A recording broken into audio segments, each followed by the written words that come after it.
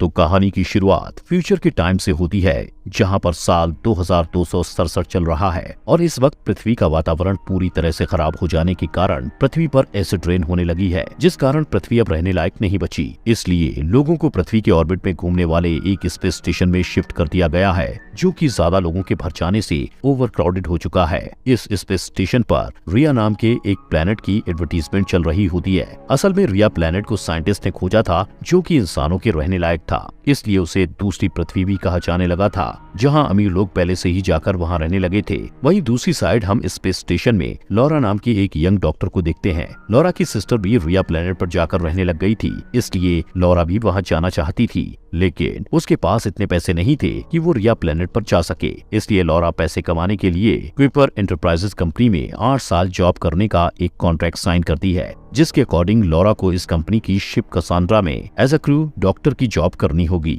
ये कसांड्रा शिप बहुत ही पुराना होता है। शिप में लॉरा सबसे पहले फर्स्ट ऑफिसर लिंडबर्ग से मिलती है। यहाँ लॉरा को मिलाकर सिर्फ 5 क्रू मेंबर्स मौजूद थे, जिसमें कैप्टन लैक्रॉक्स, लिंडबर्ग, एक टेक्नीशियन योशिदा और 2 इंजीनियर प्रोकॉफ और वेसुपुकी थे।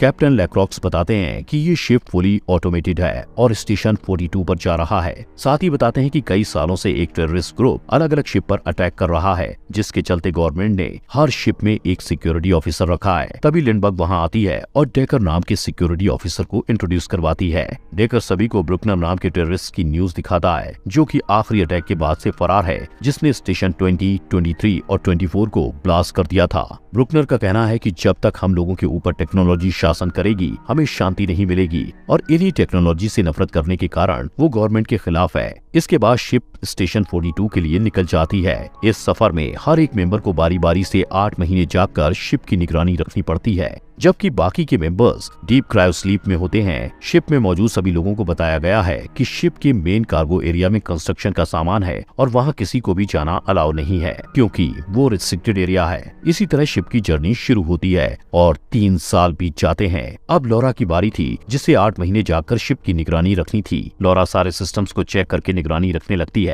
वो अपना समय बुक्स पढ़ने, एक्सरसाइज करने और अपने प्लांट्स की देखभाल करने में बिताती है। इसके अलावा वो अपनी सिस्टर को वीडियो सेंड करती है, लेकिन ये वीडियो सिस्टर तक पहुंचने में कई महीने लग जाते थे। वहीं सिस्टर भी जब लॉरा को वीडियो का रिप्लाई देती थी, तब उसे भी कई महीने लग जाते थे, जिस वजह से लॉरा का सफर परेशानी से गुजर रहा होता है। ऐसे ही एक दिन लॉरा को मेन कार्गो एरिया से कुछ अजीब आवाजें सुनाई देती हैं, जिन्हें सुनकर लॉरा चेक करने के लिए वहां जाती है। जिस दौरान उसे गेट की दूसरी साइड किसी का हाथ दिखाई देता है, जिससे लॉरा काफी डर जाती है और इस बात की रिपोर्ट करने के लिए ऑफिस की ओर भागती है। जिस दौरान वहां डेकर आ जाता है, जो कि क्रायो स्लीप से पहले ही जाग गया था। डेकर बताता है कि किसी ने कंपार्टमेंट लोड खोल दिया है, इसलिए मैं अपने आप जाग गया। डेकर लॉरा से पूछता है कि सबको कार्गो कंपार्टमेंट में आना मना है, फिर तुमने यहाँ का गेट क्यों खोला? जिस पर लॉरा कहती है कि कार्गो एरिया के अंदर कोई है और ऐसी सिचुएशन में रूल के मुताबिक मुझे कैप्टन को जगाना होगा। इसके बाद वो कैप्टन लैक्रॉक्स को जगाते हैं और रिस्ट्रिक्टेड एरिया में चेक करने के लिए जाते हैं। कार्गो का ये एरिया बहुत ज्यादा बड़ा था। कैप्टन लैक्रॉक्स लॉरा से कहते हैं कि तुम्हारी ड्यूटी के दौरान इस कंपार्टमेंट को कई बार खोला गया है, जो कि शायद टेक्निकल इशू के कारण हुआ होगा। यहाँ बहुत सारे कंटेनर्स रखे हुए थे और ये एरिया काफी ठंडा था। लैक्रॉक्स ऊपर वाले फ्लोर पर चेक करने के लिए जाते हैं, वहीं लॉरा नीचे के फ्लोर को चेक करती है, जिस दौरान कैप्टन लैक्रॉक्स ऊपर के फ्लोर से नीचे गिर जाते हैं और उनकी वहीं पर डेथ हो जाती है। तभी कार्गो का मेन गेट ऑटोमेटिकली बंद होने लगता है। ये देख वो लैक्रॉक्स को लेकर जल्द से जल्द वहां से बाहर निकलते हैं। इस एक्सीडेंट के बाद शिप के सभी मेंबर्स को क्रायो स्लीप से जगाया जाता है, जिसके बाद लिंडबर्ग अब कैप्टन की पोस्ट संभालती है और सबको उनका काम बताती है, जिसमें दोनों इंजीनियर्स को कार्गो एरिया के मेन गेट को ठीक करके उसे सील करने का ऑर्डर दिया जाता है। योशिदा को सभी एंट्रीज और सस्पिशियस एक्टिविटीज चेक करने का कहा जाता है। वहीं लॉरा को लैक्रॉक्स का पोस्टमार्टम करके डेथ का सही कारण पता लगाने को बोला जाता है। जब लॉरा पोस्टमार्टम कर रही होती है, तब उसे लैक्रॉक्स की आंख में आर्टिफिशियल इम्प्लांट दिखाई देता है, जिसे बाहर निकालकर लॉरा एक्सेस करने लगती है। तब लॉरा को पता चलता है कि लैक्रॉक्स रिस्ट्रिक्टेड एरिया में गया था, जहां बायोहैजर्ड लिखा हुआ था। अब यहाँ लॉरा को समझ नहीं आता कि कंस्ट्रक्शन सामान के अलावा ये शिप क्या लेकर जा रही है। यहाँ लॉरा डेकर को भी इस बारे में बताती है। इसके बाद वो दोनों अकेले ही इन्वेस्टिगेशन करने का डिसाइड करते हैं और लैक्रॉक्स के एक्सेस कार्ड की मदद से रेस्ट्रिक्टेड एरिया में चले जाते हैं, जहाँ उन्हें कई ऐसे कंटेनर्स दिखाई देते हैं जो कूलिंग कर रहे थे। इन कंटेनर्स में उन्हें इंसानों की बॉडी दिखाई देती है। लॉरा एक कंटेनर को बाहर निकालती है और देखती है कि उसमें एक छोटी लड़की है। इसके बाद वो दोनों इंजीनियर्स की मदद से उस कंटेनर को रेस्ट्रिक्टेड एरिया से बाहर लाने लगते हैं, जिस दौरान कंटेनर्स अचानक रिलीज होने लगते हैं। लॉरा वहाँ से बाहर निकल पाती उससे पहले ही कंटेनर्स मूव होने लगते हैं। अब डेकर लॉरा की मदद करता है और उसे कंटेनर से नीचे गिरने से बचा लेता है। अब उस लड़की वाले कंटेनर को वो अपने एरिया में ले आते हैं, जहाँ लिंडबर्ग कहती है कि ये सभी लोडिंग कंपनी का मैटर है और हमें इसमें दखल नहीं देना चाहिए, जिस पर लॉरा कहती है कि इस कंटेनर को लाते वक्त किसी ने कंटेनर को सेट किया था, जिस वजह से सभी कंटेनर्स मूव करने लगे, जिससे हमारी जान भी जा सकती थी। असल में लॉरा को शक था कि शिप में उनके अलावा कोई और भी है और उसी इंसान ने लैक्रॉक्स को मार डाला है। यहाँ लिंडबर्ग ये बात मानने के लिए तैयार नहीं थी। लिंडबर्ग कहती है कि वो सभी कंटेनर्स ठंड से बचने के लिए ऑटोमेटिकली मूव करते हैं, जिस कारण ही कार्गो एरिया में जाने से सबको मना किया गया है। इसके बाद डेकर लिंडबर्ग से पूछता है, क्या तुम्हें पहले से पता था कि कंटेनर्स में इंसान थे? इस बात पर लिंडबर्ग कोई भी जवाब नहीं देती और उस लड़की वाले कंटेनर को वापस रखने का कहती है, जिससे लॉरा और डेकर को समझ आ जाता है कि लिंडबर्ग इन सब के बारे में जानती है और कुछ छुपा रही है। तभी लॉरा कहती है कि एक डॉक्टर होने के नाते मेरा फर्ज बनता है कि मैं इस लड़की को एग्जामिन करूं। डेकर भी लॉरा की बात से सहमत था, इसलिए लिंडबर्ग कुछ नहीं बोल पाती और लॉरा को उसका काम करने का कहती है। लड़की को एग्जामिन करते वक्त लॉरा को उसके ब्रेन में माइनर एक्टिविटी दिखाई देती है, लेकिन कंटेनर के ओपन होने में समय लगता है। लॉरा डेकर को बताती है कि ये कंटेनर स्कैनर को रोक रहा है क्योंकि ये इलेक्ट्रॉनिक सील से सिक्योर्ड है। दूसरी ओर योशिदा को देखते हैं, जिसके पास लिंडबर्ग आती है और उसे डेकर के बारे में इंफॉर्मेशन निकालने का कहती है, क्योंकि लिंडबर्ग को शक था कि डेकर कुछ गड़बड़ कर रहा है। इधर डेकर और लॉरा कंटेनर के ओपन होने का वेट करते हैं। लॉरा डेकर से स्टेशन 42 के बारे में पूछती है, लेकिन डेकर उसे ज्यादा कुछ नहीं बताता। ऐसा लग रहा था जैसे डेकर कुछ छुपा रहा है। तभी डेकर लॉरा से इस मिशन में शामिल होने का कारण पूछता है, जिस पर लॉरा बताती है कि मैं पैसे कमाना चाहती हूँ ताकि रिया जा सकूं, क्योंकि मेरी सिस्टर रिया में रहती है और उसे 7 साल पहले ही वीजा हासिल हो गया था। लॉरा के इमोशंस देखकर डेकर उसे किस करता है, पर लॉरा वहाँ से उठकर चली जाती है। असल में दोनों एक दूसरे को पसंद करने लगे थे, लेकिन इस डिप्रेशन भरी जर्नी के कारण लॉरा बहुत डिस्टर्ब रहने लगी थी। इसके बाद दोनों इंजीनियर्स को देखते हैं, जिन्हें गेट ठीक करते समय अजीब सी आवाजें सुनाई देती हैं, जिसे सुन एक इंजीनियर डर जाता है, पर दूसरा उसे सारी चीज इग्नोर करने को कहकर गेट सही करने को कहता है। दूसरी तरफ लॉरा जब लड़की की बॉडी को चेक करती है तो उसे बॉडी में इंटरनल ग्रोथ जैसा कुछ दिखाई देता है। लॉरा ने इससे पहले किसी इंसानी शरीर में ऐसा नहीं देखा था, इसलिए वो समझ नहीं पाती कि आखिर लड़की की बॉडी अलग क्यों है। डेकर इस बात का पता लगाने के लिए उस लड़की को एक्सटर्नल सिस्टम से कनेक्ट करने का कहता है, लेकिन ये प्रोसेस बहुत डेंजरस था और इसमें लड़की की जान भी जा सकती थी, इसलिए लॉरा डेकर की बात से सहमत नहीं होती है। जिसके बाद डेकर लॉरा से कहता है कि अभी के लिए इन सभी रिजल्ट्स को हमारे बीच ही रखना, क्योंकि इन सारी चीजों से हमें प्रॉब्लम्स हो सकती हैं। डेकर के जाने के बाद लॉरा अपने कैमरा में सिस्टर के लिए वीडियो रिकॉर्ड करती है। लॉरा उस लड़की के बारे में बताते हुए कहती है कि मुझे समझ नहीं आ रहा कि इस बोर्ड पर क्या हो रहा है, लेकिन मैं उस लड़की की मदद करने की कोशिश कर रही हूँ। लॉरा अपनी सिस्टर से जल्द ही मिलकर सारी बातें शेयर करने का कहती है। अब थोड़ी ही देर बाद लॉरा को उसकी सिस्टर का रिप्लाई आता है, जिससे लॉरा शॉक हो जाती है, क्योंकि पहले मैसेज आने और जाने में महीने बीत जाते थे, पर इस बार थोड़े ही टाइम में मैसेज पहुंच गया था। इसके बाद लॉरा डेकर के पास जाती है और उसे मैसेज की जल्दी आने वाली बात बताती है। साथ ही डेकर से पूछती है कि तुम्हें न्यूरल एक्सेस के बारे में नॉलेज क्यों है, तुम तो सिर्फ सिक्योरिटी ऑफिसर हो। यहाँ लॉरा को डेकर पर शक होता है कि वो कंटेनर में रखे इंसानों के बारे में जानता है, लेकिन डेकर उसे कोई जवाब नहीं देता और लॉरा को पकड़कर किस करने लगता है। इधर लिंडबर्ग सबको इकट्ठा करके बताती है कि योशिदा ने इन्फॉर्मेशन निकाल ली है, जिससे पता चला है कि किसी क्रू मेंबर ने क्रायो कैमरास के रिकॉर्ड में हेराफेरी की है। लिंडबर्ग सीधे डेकर के पास जाकर उससे सवाल पूछती है कि तुमने क्यों नहीं बताया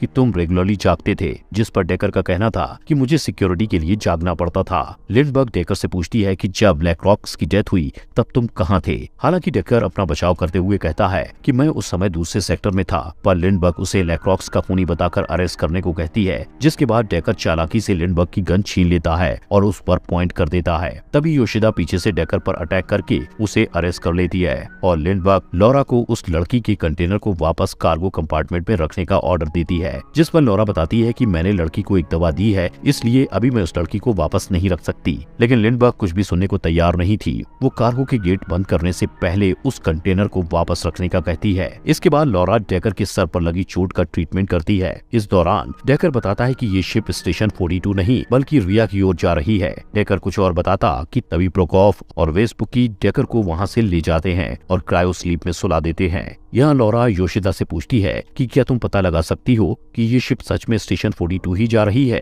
तब योशिदा छुपकर सारी इन्फॉर्मेशन निकालती है और लॉरा को बताती है कि ये शिप स्टेशन 42 पर नहीं जा रही है। साथ ही ये बताती है कि वो सफर के दौरान शिप के कोऑर्डिनेट्स नहीं बदल सकते हैं क्योंकि कोऑर्डिनेट्स को जर्नी से पहले ही सेट करके रखा गया है। तभी लॉरा बताती है कि उसने अभी जो रिया में मैसेज सेंड किया था वो 20 मिनट में पहुंच गया था। इससे क्लियर होता है कि ये शिप रिया के आसपास ही है। योशिदा लॉरा को बताती है कि लिंडबर्ग ही डेस्टिनेशन कोऑर्डिनेट्स को एक्सेस कर रही है। इसी दौरान वहां वेस्पुक किया जाता है और दोनों को पार्टी करने के लिए रूम में बुलाता है, जहां योशिदा जाने से मना कर देती है, जबकि लॉरा उन दोनों के साथ पार्टी करने रूम में जाती है। पार्टी करते वक्त वहाँ की लाइट अचानक से फ्लिक होने लगती है, जिस पर प्रोकोफ कहता है कि ये रेडिएटर की वजह से हो रहा है, इसलिए टेंशन लेने की जरूरत नहीं है। इसके बाद लॉरा योशिदा के लिए टी ले जाने का कहकर वहाँ से चली जाती है। जब लॉरा योशिदा के पास जाती है तो उसे वहाँ योशिदा की डेड बॉडी दिखाई देती है, जिसे किसी ने बुरी तरह मार डाला था। एक बार फिर सभी लोग इकट्ठे होते हैं और चेक किया जाता है कि डेकर उसके क्रायो स्लीप से जाकर भाग गया है, जिससे सभी को शक होता है कि डेकर ने ही योशिदा को मारा है। इसलिए लिंडबर्ग पूरे शिप की तलाशी लेने को कहती है, जहां लॉरा वेस्पुकी के साथ और लिंडबर्ग प्रोकोफ के साथ डेकर को तलाश करने जाते हैं। लॉरा और वेस्पुकी को नीचे कॉन्डेट दिखाई देती है। वेस्पुकी को यकीन था कि डेकर यहीं छुपा होगा, इसलिए वो लॉरा के साथ उसे पकड़ने का प्लान बनाता है, जिसके अकॉर्डिंग लॉरा उस कॉन्डेट में जाएगी और वेस्पुकी दूसरे रास्ते से वहां जाएगा और दोनों डेकर को पकड़ लेंगे। जिसके बाद लॉरा उस जगह के अंदर जाती है जहां एक अनजान आदमी लॉरा पर अटैक कर देता है। वो आदमी लॉरा को मार पाता इससे पहले कोई उस अनजान आदमी पर शूट करके उसे मार डालता है। लॉरा अपने आसपास देखती है लेकिन उसे वहाँ कोई भी दिखाई नहीं देता। अब लॉरा वहाँ रखे बॉक्स को ओपन करती है, जिससे उसे कुछ फोटोग्राफ्स मिलती हैं। ये फोटोज इसी अनजान आदमी की थी जो कि अभी गोली लगने से मर गया था। लॉरा को फोटोज से पता चलता है कि वो अनजान आदमी कोई और नहीं बल्कि टेररिस्ट ब्रुकनर था, जिसके बारे में हमें कहानी की शुरुआत में बताया गया था। यहाँ लॉरा को एक डिवाइस में वीडियो भी मिलती है जिसमें वो ब्रुकनर के साथ डेकर को बीती है। यहाँ हमें पता चलता है कि ब्रुकनर टेररिस्ट नहीं है, बल्कि उसे पता चल गया था कि पृथ्वी पर अभी भी कुछ हिस्से अच्छे हैं जहाँ पेड़ पौधे उगाने के लिए कुछ ग्रीन हाउस बनाए गए हैं और एसिड रेन से उन्हें बचाया जा रहा है। इसके अलावा वो अंडरग्राउंड टैंक्स में पानी को प्यूरिफाई कर रहे हैं। ब्रुकनर इस वीडियो के जरिए बताता है कि गवर्नमेंट हमसे झूठ बोल रही है कि पृथ्वी रहने लायक नहीं बची है, जबकि रोजाना हमारे ग्रुप में नए नए लोग जुड़ रहे हैं। इस वीडियो से लॉरा को पता चल जाता है कि ब्रुकनर कोई टेररिस्ट ग्रुप नहीं चला रहा था। इस दौरान लॉरा को किसी के आने की आवाज सुनाई देती है। तब लॉरा अपनी गन लेकर गेट को ओपन करती है, जहाँ वो वेस्पुकी को देखती है। वेस्पुकी उसे बताता है कि डेकर को पकड़ लिया गया है। इसके बाद लिंडबर्ग डेकर से पूछताछ करती है, जिस पर डेकर बताता है कि रिया कोई प्लेनेट नहीं है बल्कि वर्चुअल रियलिटी है, जहां सभी लोगों को गवर्नमेंट ने धोखे में रखा है ताकि वो उन लोगों से पैसे कमा सके। साथ ही बताता है कि पृथ्वी पर जीवन संभव है और इसी बात को प्रूव करने के लिए ब्रुकनर और मैं गवर्नमेंट के खिलाफ काम कर रहे हैं। लॉरा डेकर से पूछती है कि क्या तुम ही ने ब्रुकनर को मारा था, जिस पर डेकर कहता है कि वो पागल हो चुका था, उसने लैक्रॉक्स और योशिदा को मार दिया था, इसलिए मुझे उसे मारना पड़ा। अब लिंडबर्ग डेकर को लॉक में रखने को कहती है। वहीं लॉरा से बोलती है कि उस लड़की वाले कंटेनर को लोड कैच में रखवाने के लिए प्रोकोफ और वेस्पुकी तुम्हारी हेल्प करेंगे, इसलिए जल्द से जल्द उसकी जांच खत्म करो। लॉरा सब कुछ समझ चुकी थी कि डेकर सही है,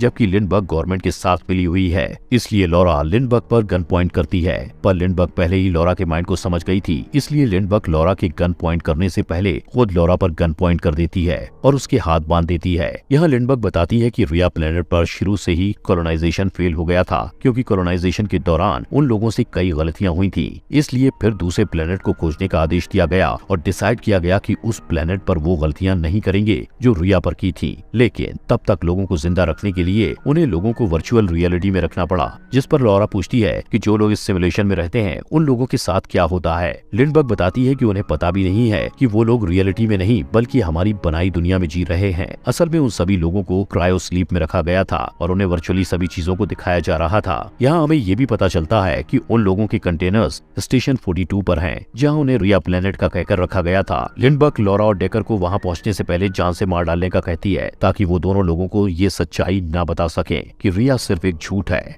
दूसरी तरफ दोनों इंजीनियर्स डेकर से रिया के बारे में पूछते हैं और अगले ही पल वो दोनों लिंडबर्ग के पास आकर उस पर गन पॉइंट कर देते हैं। असल में डेकर ने उन्हें रिया की सारी सच्चाई बता दी थी, जिसे सुनकर वेस्पुकी का भी वर्चुअल लाइफ जीने का मन हो गया था, क्योंकि वो अब इस शिप पर अपनी जिंदगी बर्बाद नहीं करने वाला था। इसलिए वो डेकर और लॉरा का साथ देते हैं और लिंडबर्ग को पकड़कर क्रायो स्लीप में सुला देते हैं। इसके बाद लॉरा उस छोटी लड़की को चेक करती है, जिस दौरान डेकर लॉरा से माफी मांगता है कि मैंने तुम्हें पहले सब सच नहीं बताया, पर अब तुम मुझ पर यकीन कर सकती हो। साथ ही लॉरा से पूछता है कि क्या तुम मिशन में मेरी हेल्प करोगी, जिस पर लॉरा कहती है कि इसके बदले तुम्हें मेरी सिस्टर को वहाँ से निकालना होगा और पृथ्वी पर वापस ले जाना होगा। अब चारों डेकर के प्लान के अकॉर्डिंग काम करते हैं। डेकर का प्लान था कि वो स्टेशन 42 पर जाएंगे, जहाँ सभी लोगों को क्रायो स्लीप में रखा गया है। वहाँ जाकर वो सबसे पहले उनका कम्युनिकेशन सिस्टम खत्म कर देगा, जिससे कि वो सभी लोग रिया प्लेनेट की वर्चुअल रियलिटी की सच्चाई जान सकें और दोबारा किसी से कांटेक्ट ना कर सकें। कुछ समय बाद सभी प्लान के अकॉर्डिंग स्टेशन 42 पर पहुंच जाते हैं। यहाँ उनके पास सिर्फ 30 मिनट थे।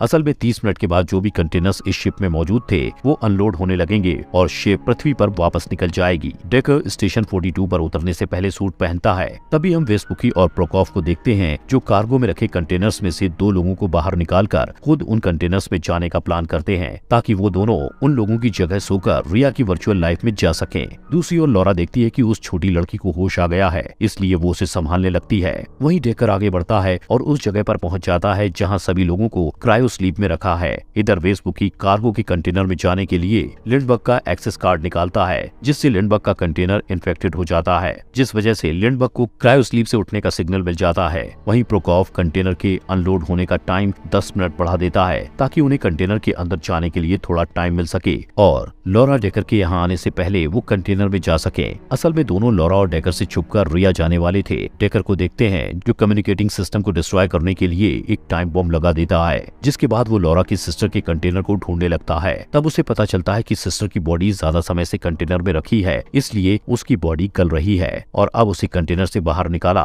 तो वो जिंदा नहीं रहेगी। दूसरी तरफ लिंडबर्ग क्रायो स्लीप से जाग जाती है और लॉरा भी अपना सूट पहनकर स्टेशन 42 पर आ जाती है, जिससे डेकर बताता है कि मुझे तुम्हारी सिस्टर का कंटेनर मिला, लेकिन उसकी हालत बहुत खराब है। यहाँ लॉरा डेकर से कहती है कि मैं वर्चुअल रियलिटी में जाकर आखिरी बार अपनी सिस्टर से मिलना चाहती हूँ। साथ ही वहाँ जाकर वो सबको रिया की सच्चाई बताकर आखिरी मैसेज रिकॉर्ड करेगी। अब डेकर लॉरा को उसी वर्चुअल रियलिटी से कनेक्ट कर देता है जहाँ उसकी सिस्टर रहती है। अब जैसे ही लॉरा वहाँ पहुँचती है तो अपने आसपास बहुत ही सुंदर पेड़ पौधे देखती है। फिर अपनी सिस्टर के घर जाकर सिस्टर से मिलती है। इतने वक्त के बाद अपनी सिस्टर से मिलने पर वो इमोशनल हो जाती है और रोने लगती है, पर लॉरा के पास ज्यादा समय नहीं था, इसलिए वो अपनी सिस्टर को अलविदा कहकर वहाँ से भाग जाती है। इसके बाद वो एक जगह रुककर अपनी सिस्टर के डिवाइस से मैसेज रिकॉर्ड करती है, जिसमें वो रिया की सच्चाई बताती है कि रिया कोई जन्नत नहीं बल्कि एक सिमुलेशन है। साथ ही ये भी बताती है कि पृथ्वी पर अब जीवन संभव है और गवर्नमेंट ने पैसा कमाने के लिए हमें धोखा दिया है। लॉरा इस मैसेज को उस स्पेस स्टेशन पर भेज देती है जो पृथ्वी के ऑर्बिट में घूम रहा था, जहाँ पर बहुत सारे लोग रह रहे थे।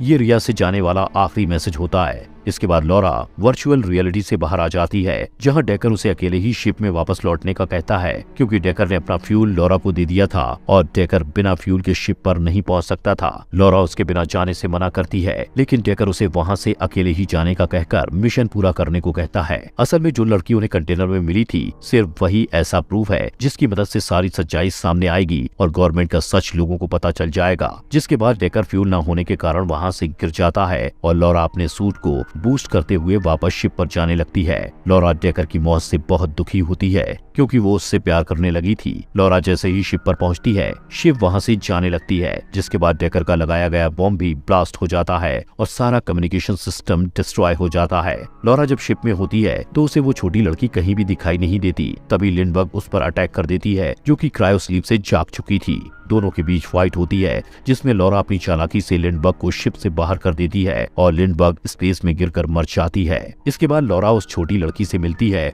और दोनों पृथ्वी की ओर चले जाते हैं। फिर कुछ महीने बाद लॉरा का सेंड किया हुआ मैसेज उस स्पेस स्टेशन पर पहुंच जाता है, जिसे सुनकर लोगों को सारी रियलिटी पता चल जाती है और इसी के साथ ये मूवी यहीं पर खत्म हो जाती है। दोस्तों, हमारे फॉक्स एक्सप्लेनर चैनल को सब्सक्राइब करने के लिए आपका दिल से शुक्रिया।